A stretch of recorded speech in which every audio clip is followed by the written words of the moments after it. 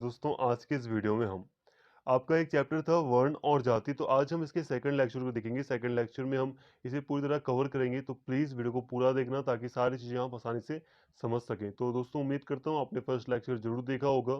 First lecture के बाद second lecture की अगर हम बात करें तो आज हमें बात करनी है सबसे पहले कि भारत में जो जाति थी उसके उद्भव से संबंधित कुछ सिद्धांत हैं। तो सबसे पहले हमें उन सिद्धांतों को समझना है कि भारत में जाति की उत्पत्ति कैसे हुई। देखो, नॉर्मली हमने बातें कर ली थी कि भारत में जाति की उत्पत्ति कैसे हुई, लेकिन आपके सिलेबस में यहाँ पे कुछ प्रिंसिपल्स हैं, कुछ सिद्धांत है, उसको समझना है। तो पहला जो सिद्धांत है परंपरागत सिद्धांत, जिसे हम नॉर्मली कहा जाता है, इसको देख लेते हैं पहले।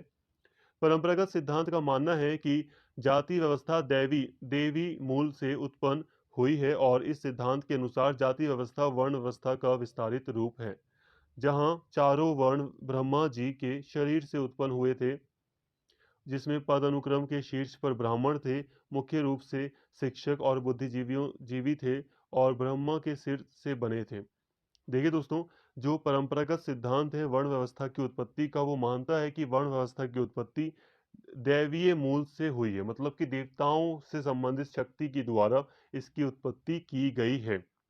और ये एक सिद्धांत है जिसमें कहा जाता है कि ब्रह्मा जी के शरीर से इसकी उत्पत्ति हुई। जैसे कि हमने पढ़ा था फर्स्ट लेक्चर में, एक विराट पुरुष होता है, एक आदि पुरुष होता है जिसके शरीर से अलग अलग वर्णों की उत्पत्ति होती है। उसी तरह यहाँ कहा गया है ब्रह्मा जी के शरीर से इसकी उत्पत्ति हुई है, इस सिद्धांत के अंतर्गत कहा जाता है। इसमें जो पद है, मतलब जो पद अनुक्रम है, उसमें सबसे ऊपर जो है वो ब्राह्मणी है और उनका मुख्य जो कार्य था वो शिक्षक से संबंधित कार्य था। जो शिक्षित व्यक्ति थे उन्हें ही ब्राह्मण वर्ग में शामिल किया गया। और ये ब्रह्मा के सिर से बने हैं। किससे बने हैं? जो ब्रह्मा जी का जो सर है उससे ये बने हैं। ठीक है, एक शरीर है तो शरीर का जो ये सर है उससे ये बने हैं। तथा जो सबसे नीचे ब्रह्मा के जो क्षत्रिय हैं, जो योद्धा हैं, जिन जो क्षत्रिय हैं, योद्धा और शासक, उनकी भुजाओं से बने हैं। जो क्षत्रिय यानी कि योद्धा और शासक हैं वो ब्रह्मा की भुजाओं से बने हैं। जो वैश्य हैं या जो व्यापारी हैं उनकी जंघाओं से बने थे। सबसे निचला नीचे ब्रह्मा के चरणों से आए शूद्र थे, अर्थात भुजाएं सुरक्षा, जांघें खेती करने या व्यापार करने के लिए, पैर पूरे शरीर के लिए मदद करते हैं। इसलिए शूद्रों का कर्तव्य अन्य सभी सेवा करना था। देखिए दोस्तों, मैं यहाँ पे काफ़ी डिटेल में आपको अभी इसलिए नहीं पढ़ा रहा, मतलब यहाँ पे ज़्यादा डिटेल में रीड इसलिए नहीं कर रहा क्योंकि नॉर्मली आपको पता ही है और पहले भी लेक्चर में भी हमने इस पे बात की थी। तो डायरेक्टली बात करते हैं क्या कहना है यहाँ पे, क्या मतलब है। देखो, जो परंपरागत सिद्धांत है वो कहता है कि ब्रह्मा जी के शरीर से इस वर्ण व्यवस्था की उत्पत्ति हुई है। ये जो वर्ण व्यवस्था है वो दैवीय मूल से उत्पन्न हुई है, मतलब इसमें इंसान नहीं, ये देवताओं के द्वारा इसकी उत्पत्ति की गई है। अब ब्रह्मा का जो शरीर था उसका, उसमें जो सर है उससे ब्राह्मणों की उत्पत्ति हुई, जो भुजाएं थी उससे जो क्षत्रिय वर्ग के लोग हैं उसकी उत्पत्ति हुई, और जो वैश्य थे उनकी उत्पत्ति जांघों से हुई, और जो पैर था निचला जो हिस्सा था उससे शूद्र की उत्पत्ति हुई। और यहाँ पे इनके काम भी निर्धारित थे। बताया गया है कि जो शिक्षक, जो बुद्धिजीवी थे वो ब्राह्मण थे, जो योद्धा वगैरह थे वो क्षत्रिय बने, और जो व्यापारी या किसान वगैरह थे वो वैश्य के रूप में बने। और जो सबसे जो नीचे थे, जो निम्न दर्जा का जो काम वगैरह कर रहे थे, जिनका काम सबसे सब तीनों वर्णों की सेवा करना था, तो उन्हें शूद्र कहा गया। इस सिद्धांत के समर्थक अपने रुख का समर्थन करने के लिए ऋग्वेद के पुरुष सूक्त और मनुस्मृति आदि का हवाला देते हैं। अब जो विद्वान इस परंपरागत सिद्धांत को फॉलो करते हैं वो किस चीज को अपने मतलब बिहाफ पर हमारे सामने रखते हैं, वो किस चीज को मतलब रखते हैं हमारे सामने, क्या सबूत रखते हैं। तो वो कहते हैं कि ऋग्वेद को देख लो आप। ऋग्वेद का जो पुरुष सूक्त है, एक आप इसे एक चैप्टर कह सकते हो, ऋग्वेद एक ग्रंथ है तो उसका एक चैप्टर कह लो पुरुष सूक्त, जिसमें ये व्यवस्था बताई गई है। इसके अलावा मनुस्मृति में भी इसमें साफ तौर पर लिखा है, यही सारी बातें लिखी हैं। तो ये इसके समर्थक जो हैं वो मनुस्मृति हो गया, ऋग्वेद का जो ये पुरुष सूक्त हो गया, इसी का हवाला देते हुए इस सिद्धांत की पुष्टि करते हैं। इसके बाद आता है नस्ल आधारित सिद्धांत। इसे समझिए। जाति के लिए संस्कृत शब्द वर्ण है, जिसका तात्पर्य रंग है। देखो, वर्ण का मतलब भी रंग होता है। ऋग्वैदिक साहित्य आर्य और गैर आर्यों के बीच अंतर पर बहुत महत्वपूर्ण रूप से जोर देता है। ना कि उनके रंग में बल्कि उनकी वाणी, धार्मिक प्रथाओं और शारीरिक विशेषताओं में भी। वैदिक काल के दौरान प्रचलित वर्ण व्यवस्था मुख्य रूप से श्रम और व्यवसाय के विभाजन पर आधारित थी। ऋग्वेद में 3 वर्गों ब्रह्मा ब्रह्मा, क्षत्र और विष का अक्सर उल्लेख किया गया है। ब्रह्मा और क्षत्र कवि, पुजारी और योद्धा प्रमुख का प्रतिनिधित्व करते थे। विष में वे सभी सभी आम लोग शामिल थे। चतुर श्रेणी का नाम शूद्र ऋग्वेद में केवल एक बार आता है। शूद्र वर्ग घरेलू नौकरों का प्रतिनिधित्व करता था। देखो दोस्तों, नस्ल के आधार पर एक सिद्धांत ये भी है कि जो वर्ण व्यवस्था सामने आई वो नस्ल के आधार पर सामने आई। मैंने आपको आर्यों के बारे में पहले ही के लेक्चर में थोड़ा सा बताया था।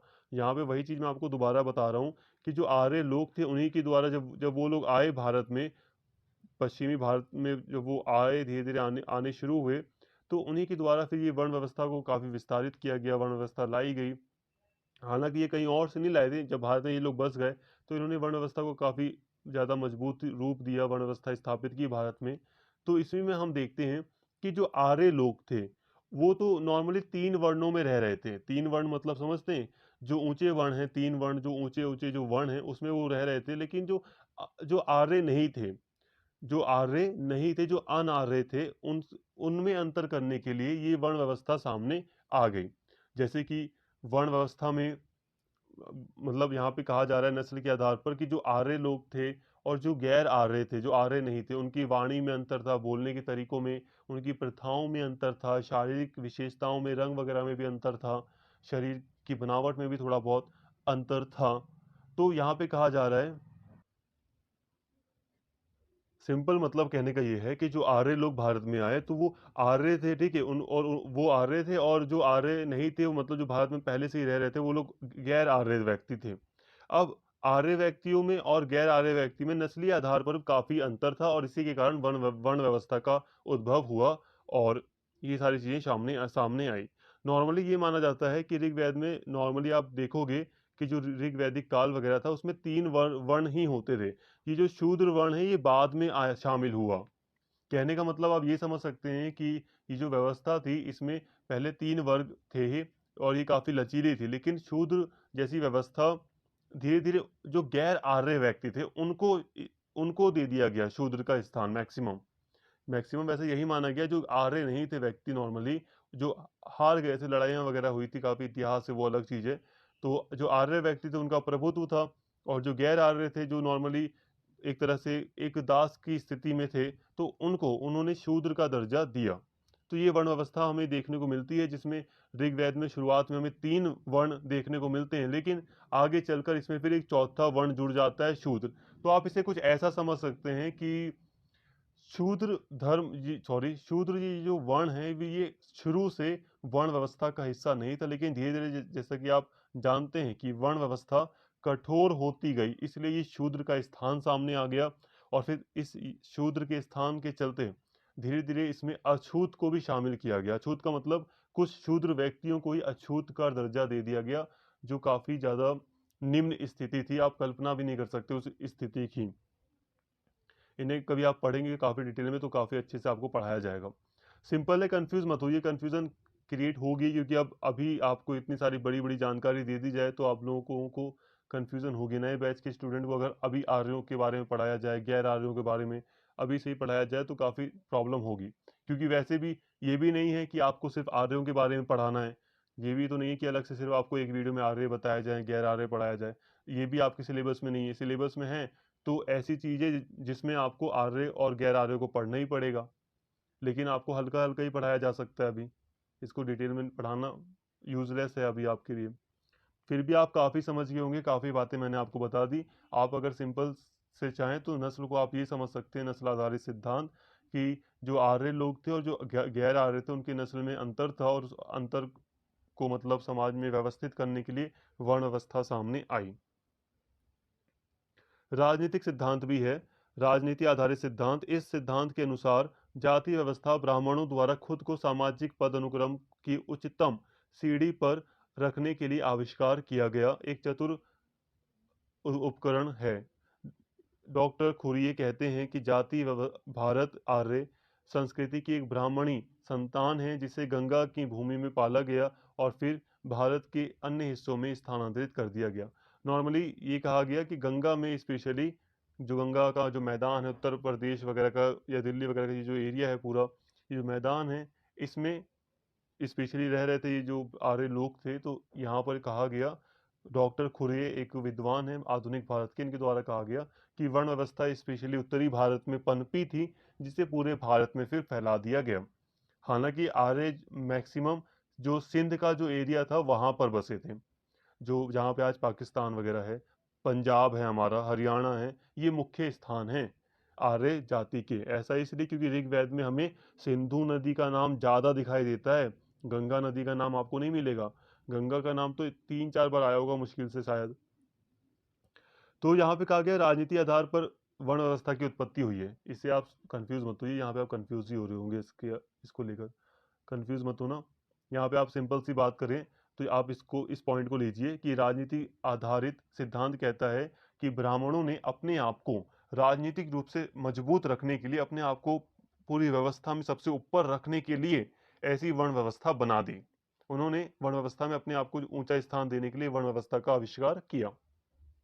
ब्राह्मणों ने देश के शासक का समर्थन प्राप्त करने के लिए पुजारी और या पुरोहित के माध्यम से राजा की आध्यात्मिक योग्यता की अवधारणा को भी जोड़ा।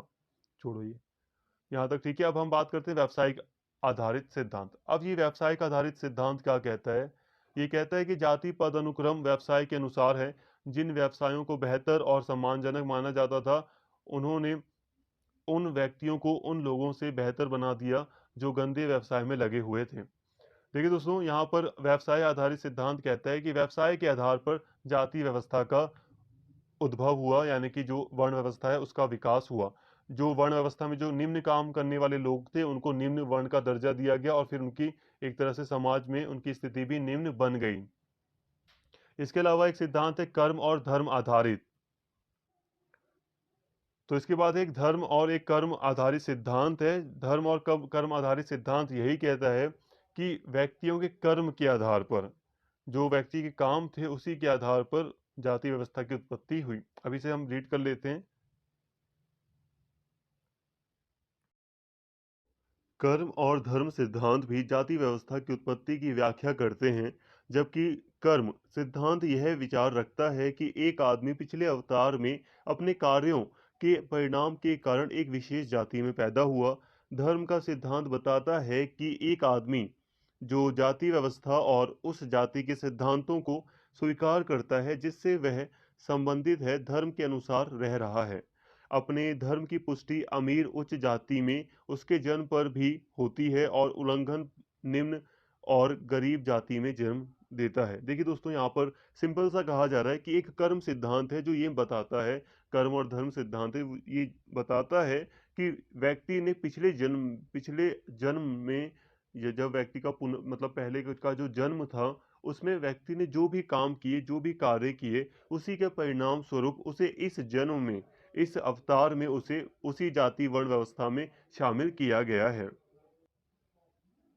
इसे आप ऐसे समझ सकते हैं कि जिस व्यक्ति ने पिछले जन्म में, यानी कि पहले के जन्म में, पहले के अवतार में अगर बहुत ज़्यादा पाप किए थे, बहुत ज़्यादा बेकार काम किए थे, तो उसको आज के जन्म में, आज का मतलब ये सिद्धांत बताता है कि इस टाइम पर उसको बेकार वर्ण व्यवस्था में वो शामिल है। मतलब एक तरह से यहाँ पर एक तरह से भगवान की कॉन्टेक्स्ट में यहाँ पे बात की जा रही है कि आपने जो कर्म किया है उस कर्म के अकॉर्डिंग ही आपको आपका वर्ण दिया गया है। आपने पहले बेकार कर्म किया होगा, इसीलिए आपको बेकार वर्ण व्यवस्था में या जाति व्यवस्था में शामिल किया गया। हो सकता है आप जो उच्च ऊंची जाति के जो व्यक्ति हैं, हो सकता है उन्होंने पहले के जन्म में बहुत अच्छा कार्य किया हो, इसलिए उन्हें ऊंची जाति में शामिल किया गया है या वो ऊंची जाति में उनका जन्म हुआ।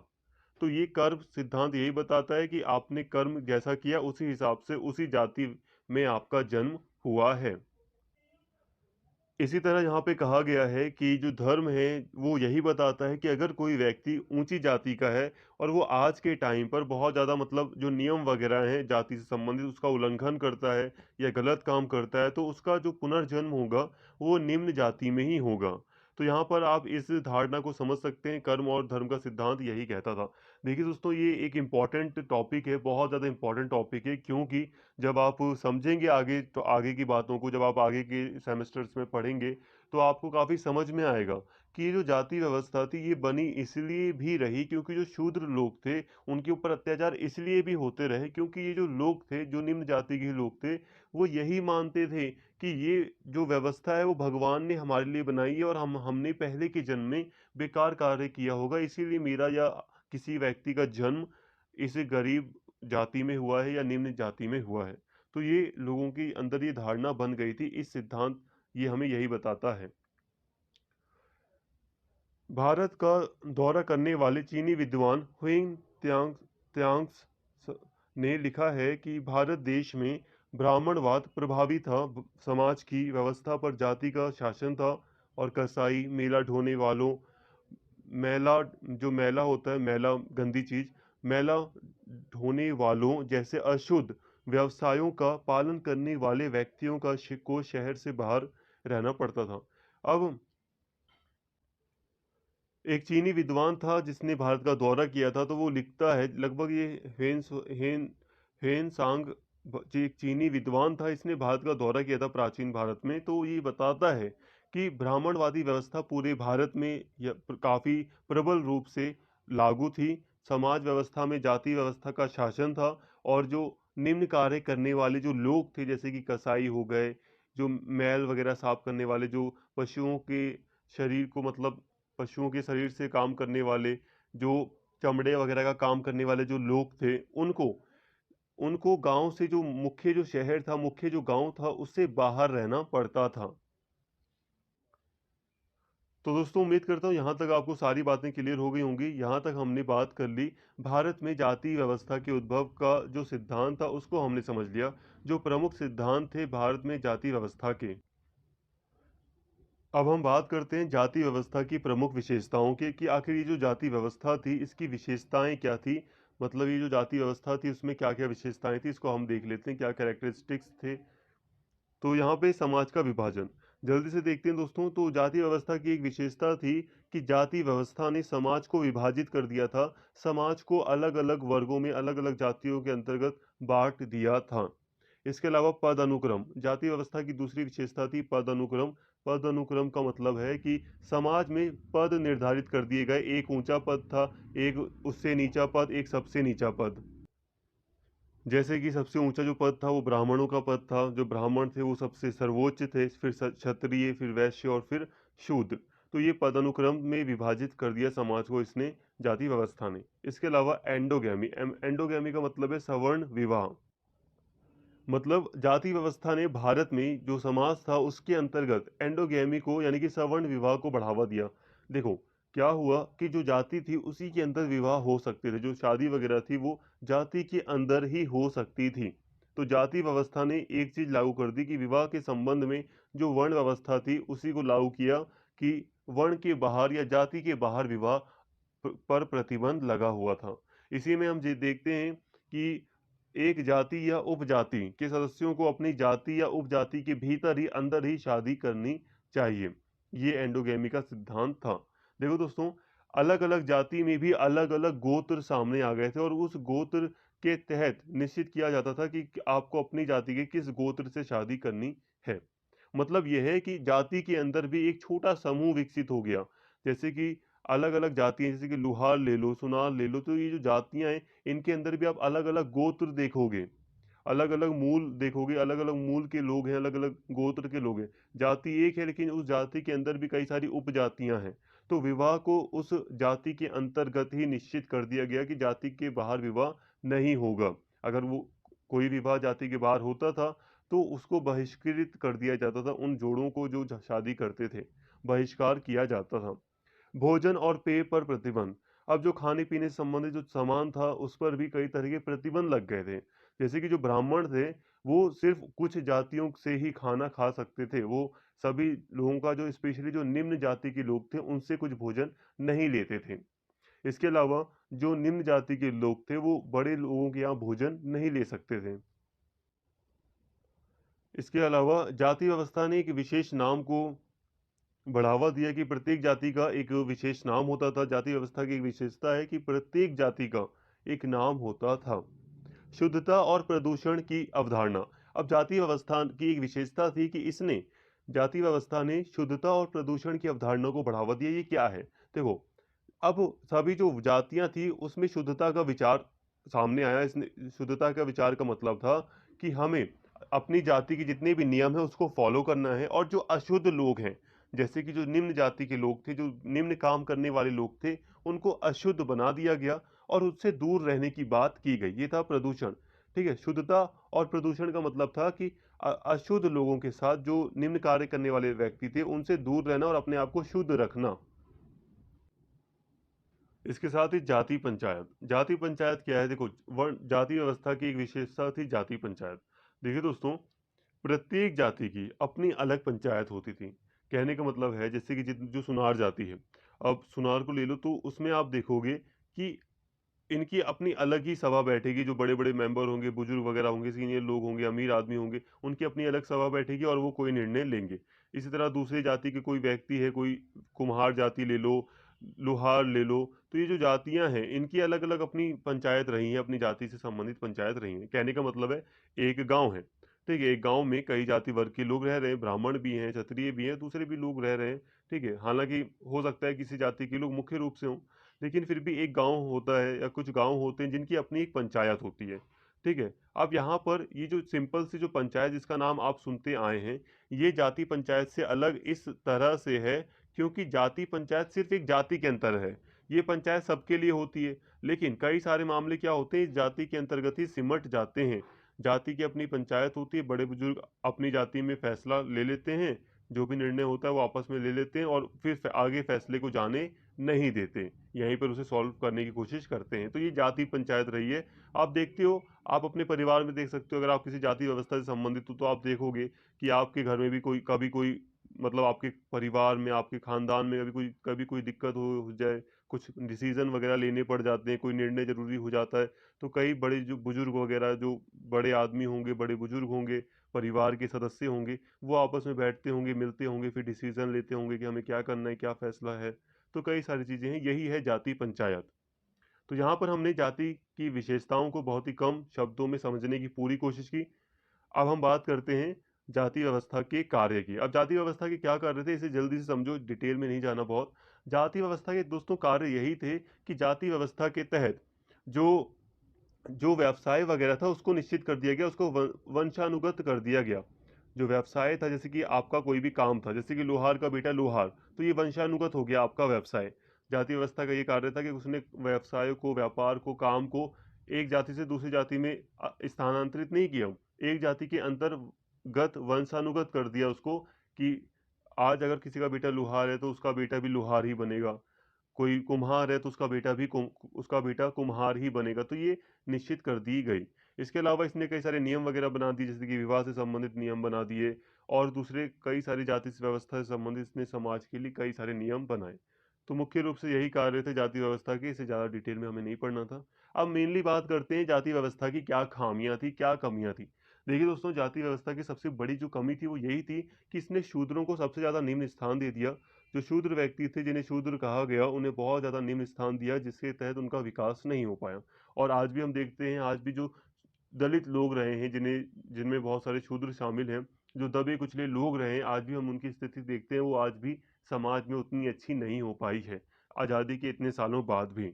तो ये सब प्राचीन भारत का ही एक परिणाम था। प्राचीन भारत में जो जाति व्यवस्था रही थी, उसी का एक परिणाम है। आज भी दलितों की स्थिति काफ़ी अच्छी नहीं है।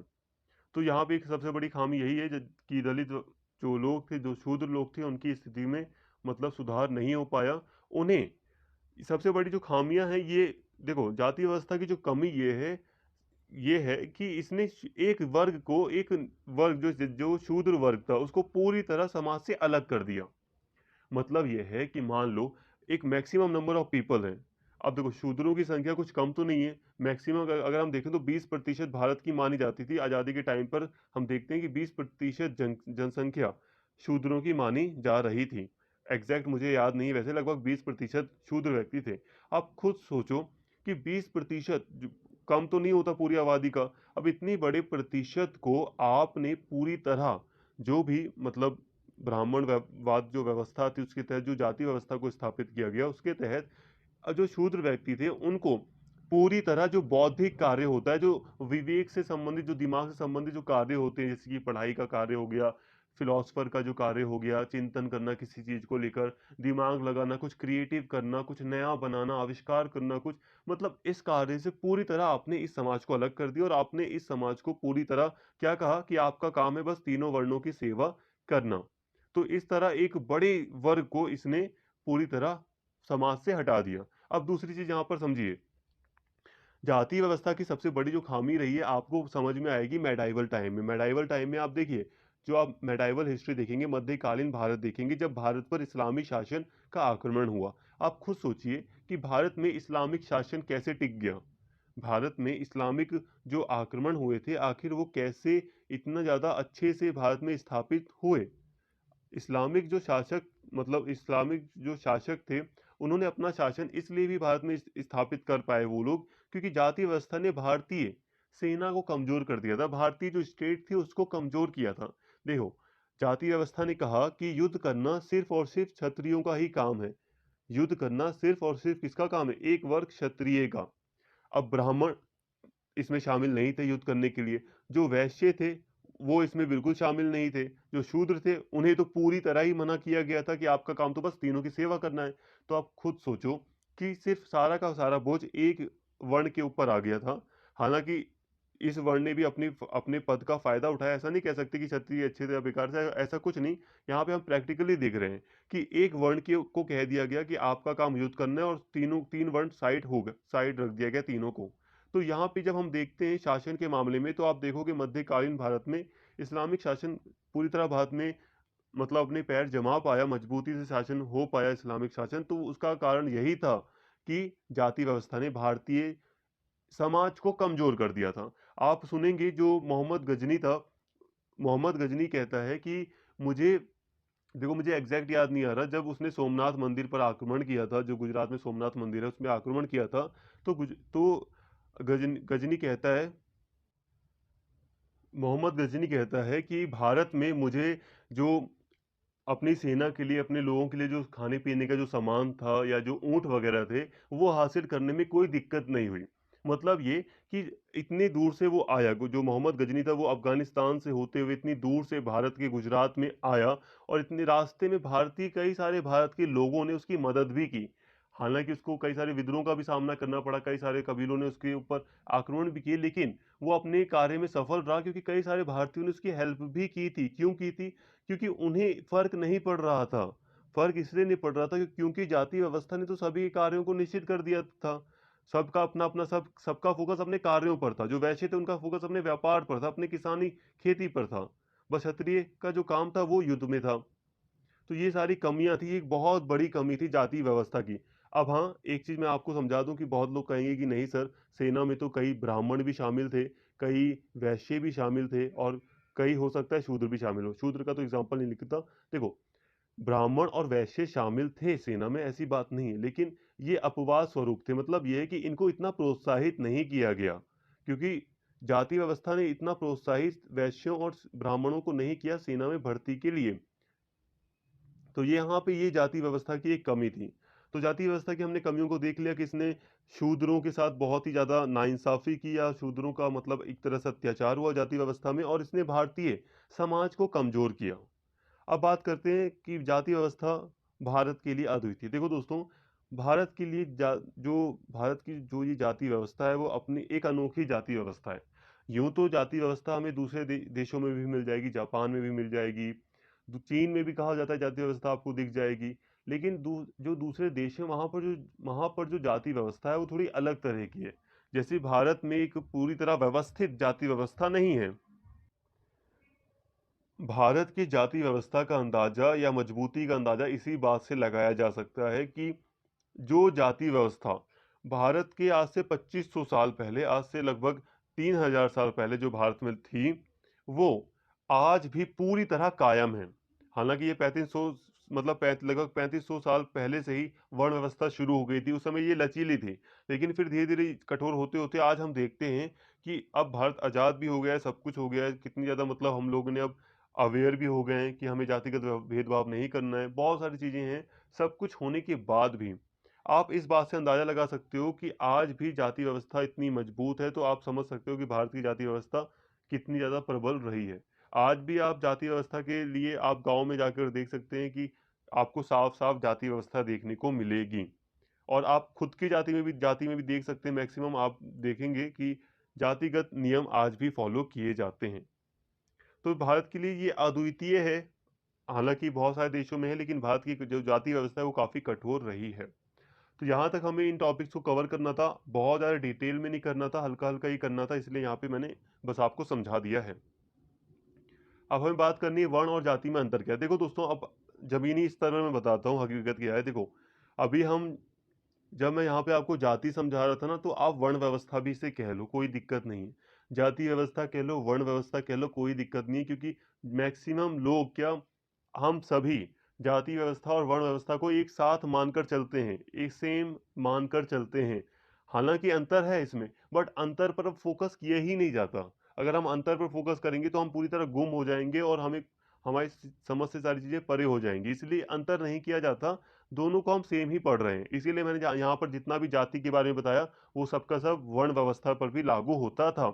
लेकिन अब यहाँ पर आप अलग से थोड़ा-सा समझिए, ठीक है? अभी ऊपर मैंने जो कुछ भी पढ़ाया, आप उसे वर्ण व्यवस्था के अंतर्गत भी मान सकते हैं, जाति के व्यवस्था के अंतर्गत भी मान सकते हैं। लेकिन अब यहाँ पर थोड़ा-सा हम भेद को देख लेते हैं कि आखिर इसमें ज़मीनी स्तर पर हकीकत में क्या अंतर है वर्ण और जाति में। देखो दोस्तों, सामाजिक स्थिति में वर्ण व जाति एक दूसरे से संबंधित हैं, किंतु इन दोनों अवधारणाओं में स्पष्ट भेद है। देखो, संबंधित हैं, दोनों मिलते जुलते हैं, लेकिन फिर भी इन दोनों में अंतर है, भेद है। पहला भेद यह है कि तथ्य यह है कि वर्ण कर्म की प्रधानता थी। वर्ण में कर्म की प्रधानता थी, जिसमें कालांतर में जन्म की प्रधानता भी प्रविष्ट हो गई। इसके विपरीत जाति प्रारंभ से ही जन्म प्रधान है। द्वितीय, वर्ण व्यवस्था में समाज स्पष्ट रूप से ब्राह्मण, क्षत्रिय, वैश्य और शूद्र इन चार रूपों में विभक्त था, जबकि जाति व्यवस्था में असंख्य उपजातियों का जन्म व्यवस्था में है, उतनी वर्ण में नहीं है। जाति व्यवस्था में है, यहाँ पे जाति होगा। यहाँ पे आप समझिए, मेन 2 अंतर यहाँ पे आपको बताए जा रहे हैं जाति और वर्ण में। देखो, वर्ण और जाति में 2 अंतर हैं। पहला अंतर ये है कि जो वर्ण था, जो वर्ण व्यवस्था थी, वो शुरू-शुरू में कर्म के ऊपर आधारित थी, मतलब कर्म की प्रधानता थी। जो व्यक्ति जो कार्य करता था, उसको उस हिसाब से उसको वर्ण दिया जाता था। निम्न कार्य करने वाले व्यक्ति को शूद्र का दर्जा, उच्च कार्य करने वाले व्यक्ति को वर्ण का दर्जा, कोई अच्छा व्यक्ति है तो उसको अच्छा वर्ण दिया जा रहा था। पहले मतलब कर्म के ऊपर डिपेंड था वर्ण। लेकिन जब जाति का आरंभ हुआ तो जाति शुरू से ही जन्म पर आधारित थी। वर्ण तो बाद में जन्म पर आधारित हुआ, कालांतर में धीरे-धीरे समय बीतता गया और फिर ये जो वर्ण व्यवस्था थी वो जन्म के ऊपर आधारित हो गई। लेकिन जाति शुरू से ही जन्म के ऊपर आधारित थी और जन्म के आधार पर ही जाति का व्यक्ति को उस जाति का माना गया। दूसरा अंतर ये है कि जो वर्ण व्यवस्था है उसके अंदर हमें साफ तौर पर सिर्फ 4 ही वर्ण देखने को मिलते हैं।